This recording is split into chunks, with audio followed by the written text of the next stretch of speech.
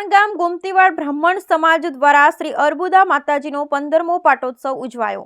અર્બુદા સેવા સમિતિ આયોજિત કુળદેવી શ્રી અર્બુદા માતાનો 15મો પાટોત્સવ આજ રોજ અર્બુદાવાડીમાં આયોજિત કરવામાં આવ્યો। દર વર્ષની જેમ આ વર્ષે પણ મોટી સંખ્યામાં ત્રણ ગામ ગોમતીવાડ બ્રાહ્મણ સમાજના દેશ વિદેશમાં વસતા લોકો યજમાન તરીકે જોડાયા।